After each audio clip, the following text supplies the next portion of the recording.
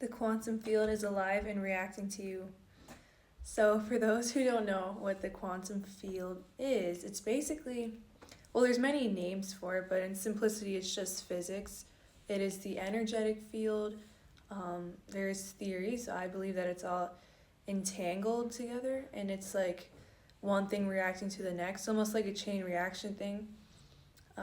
So, yeah, kind of picture like it as a broad network of our thoughts and combined realities, I guess.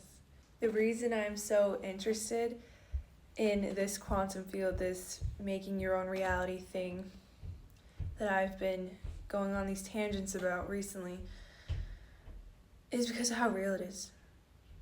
Straight up, and just like how profound you can change your life, and that the things you've been told your whole life maybe aren't true. I mean, that could sound like kind of scary, but almost like your belief system or the things that you questioned in your authorities, if there's a deeper, more layered, premeditated process behind that. And,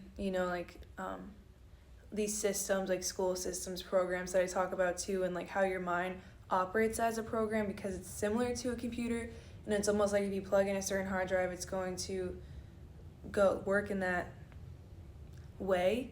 But if you like get behind, I'm like all for getting behind that built-in program that you either adopted from external influences and kind of reprogramming yourself for the reality you choose, and being very conscious about yourself, like not always living in autopilot or subconscious.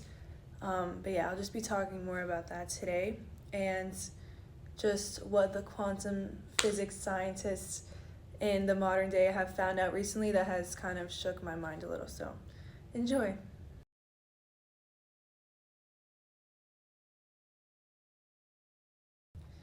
So to me, that quote is looking at the mind rather than a box needing to be filled with information from the conventional method of education, but more of like a layered, multidimensional vessel, I guess, to be expressed, explored, and developed.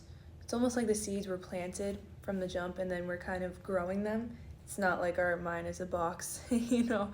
But yeah. So your mind interacts with the quantum field, meaning you're not just a mere observer of one singular universal reality. You are in response with it. It's almost like you're dancing with it. You're not just like placed seeing one on a broadcast. Like you make it. Even if you're subconscious or conscious about it, you make reality. Your own thoughts are responsive to the quantum field, and the quantum field is responsive to your thoughts. So it's like a mirrored thing. Okay, and there's also this science experiment in modern day that has been done recently of solid, tangible, permanent things that we think are permanent or tangible, but they're actually made up of particles that are constantly going in and out of reality, moving at speeds that are beyond our comprehension. So solid things that we perceive as solid aren't really solid, and that's crazy to me, but it's true. I mean, science backs this stuff, guys. But yeah, what I'm getting at here, so solids, right? Many monks believe that when you identify with a thought, you make that thing solid. So whether that's negativity, rumination, or something from the past, you choose to identify with that as making it solid. It's almost like this rock, it has weight, and it weighs you down, and that does become part of your reality. It becomes part of your way of being. So life, almost like, sometimes life could feel like walking up a hill with a backpack full of stuff, and it's like, why? It's almost like it's not enjoyable, you know? But that is an accumulation of making things solid, because the quantum field is fluid, it's responsive to us, it's ever changing. But if we get, this is also where the law of attachment comes in. When we get attached to these things and we carry them, it's like we're lugging on weight and more like, more harder the life becomes. It's almost like those dreams, those realities are so out of reach because we are so stuck and dragged down by these solids, but they're not really solids. Like they can be moved and they can work as they were supposed to. They operate in fluidity, but that just shows you how much power your mind has if it's literally able to make something solid in your reality, make something stay, make something tangible. You can do that with anything then. And this proves to be true in many ancient ways and also modern day. Just think about the pyramids. They had superhuman qualities. So reality isn't fixed, it can be changed at any time. Quantum particles exist in a state of uncertainty, so they're not made real until they are observed by you in your conscious mind. So it waits for something to tell it what to become. That something being your conscious state. A lot of us operate from the subconscious, which is like the autopilot, the things we do, like the habits, the adopted belief systems. But being conscious, practicing being conscious is basically observing your reality from the observer standpoint, right? So you have to observe these quantum particles in order to make them real. So it's all about your perspective and how you choose to believe things. It's like you have to believe something in order to receive it. That's just how life works. So instead of reality being perceived as a cold mechanical system running on autopilot, it is a fluid, alive, responsive thing, a live thing that is reacting to you. But you get to choose which experience you have because you are the experience. This is the essence of the human experience. You have a choice between the two, and practicing being out of those systematic subconscious things that you continue to keep running and practice being conscious, which I'll list some ways that you can do that.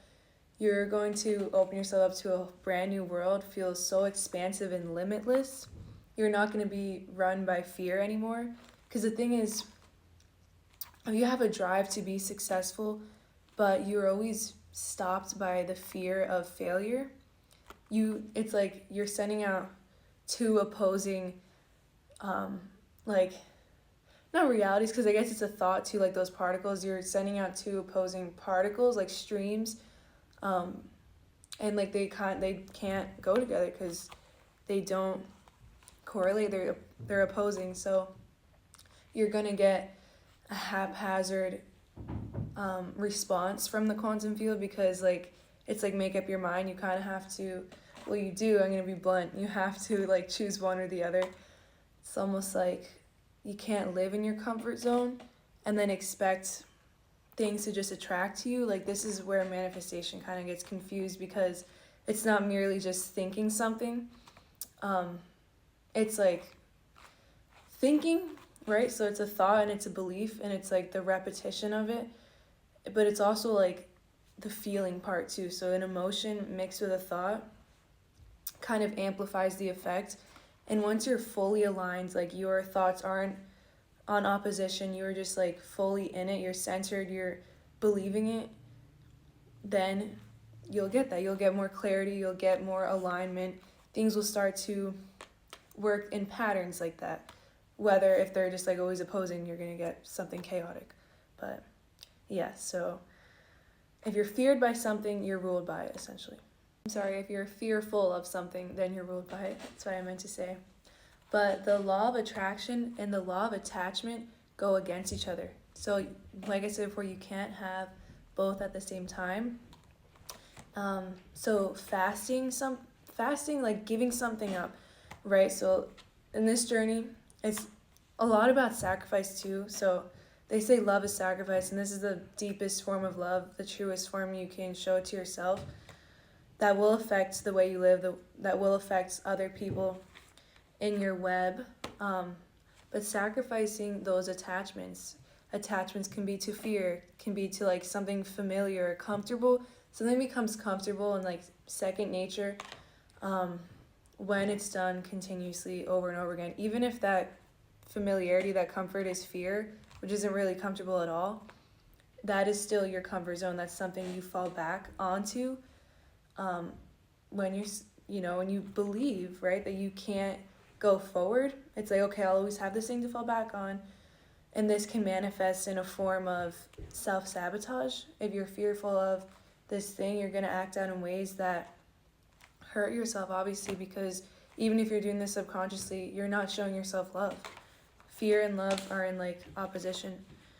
But yeah, so sacrificing and doing practices that I'm gonna tell you guys some that have profoundly helped me, but sacrificing these attachments will leave more room for attraction and a newer life that you desire.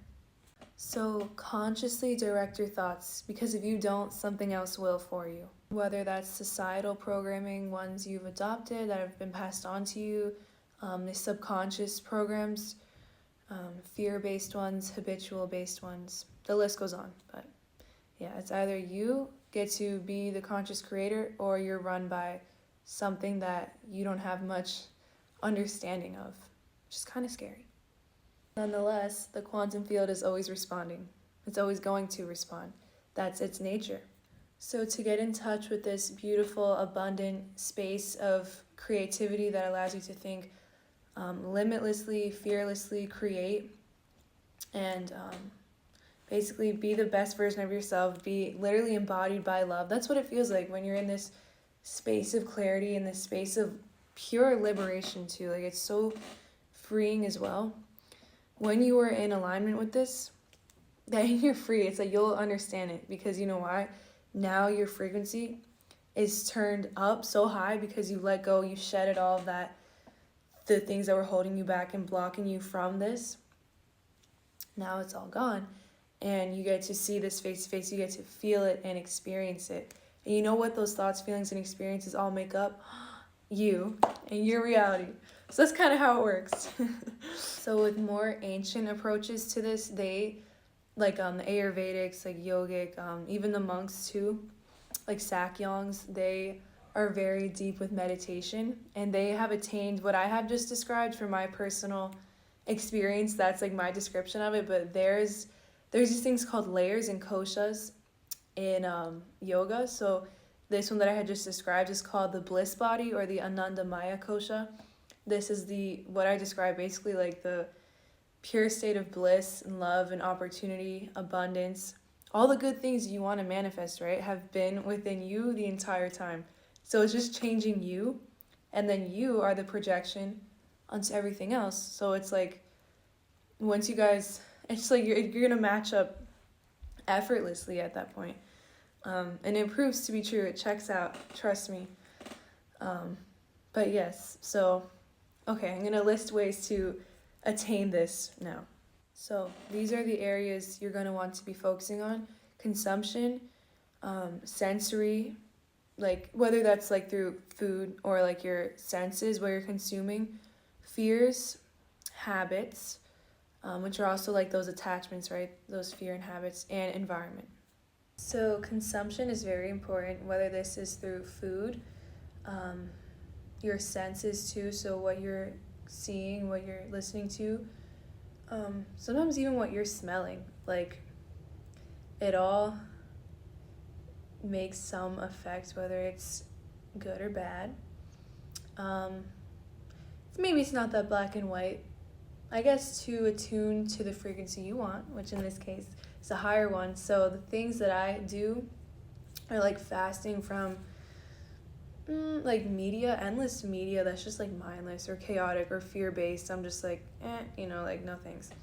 Also like a lot of music too that's chaotic. Try to like steer away from. Not like all the time, but just being moderate with that kind of thing. Foods that are artificial and like have a lot of preservatives, stay away from them, because they do affect you. It's like you want to have the real instead of synthetic stuff. Like McDonald's chicken is not going to do it for you. Is it really chicken? We'll never know. But yeah, so stay away from I guess like, or withdraw a little bit from artificial things, because you're not artificial. You are organic and you're alive. So put live whole foods into your body. Also, tea is like, I love plant medicine. Tea, like drinking tea, smelling the essential oils, but like not the synthetic ones, because they can give you headaches and rashes if you put on your skin. But essential oils too are very good for like sensory, like smelling something, anything that you're smelling. It can bring you back to like a memory, but it automatically makes you feel centered and focused. And that's very important with your being focused and setting intentions, right, for that alignment, because you don't want it to be just like a nothing. Like, you get to make the intentions, the goals, and you get to align yourself to whatever reality you want. So these bringing forth things like this, centering yourself, reminding yourself that you can be calm and fall back into a place of peace and calm that's not attached to destructive behaviors. So lemon, I love to, like, I'll list a few that I like to smell. Lemon's very good. It's kind of like a mood booster. Lavender has sedative properties to it, so does jasmine. Lily's also good too. Frankincense. I know these things are good for like external uses, like burns or like rashes, even like clearing up your skin. I think chamomile is good for that. Lowers blood pressure. So a lot of medical health benefits to this as well. Number 2, your environment. So cleanse your environment, whether that's just literally cleaning your environment and like making room for new. Do that with people. You can do that with anything that's making your environment chaotic. Make sure that you prioritize like cleansing that and giving yourself room to cultivate creativity and a state of newness. Also, walking in nature is very helpful in that way. So it gives you space to cultivate that creativity, gives you clarity, fresh oxygen. Herbal things are good too, like Palo Santo is nice because it has that cleansing effect to it. It gets rid of like sicknesses. To me, like, I use it spiritually, so I see a spiritual sickness as like an energy parasite, so it helps symbolically with that. Also, like cleansing your air too, breathing in healthier air is always going to be good for your mental state. Okay, lastly, practice existential courage. So instead of reinforcing your comfort zone all the time, you're stepping out and you're learning something new, showing to yourself that you're courageous. Like, that's an act of courage. Existential courage. It's just like being courageous in your existence, not always withdrawing. You can stand out, and you can also let yourself know that you're allowed to take up space and you have a placement on this earth.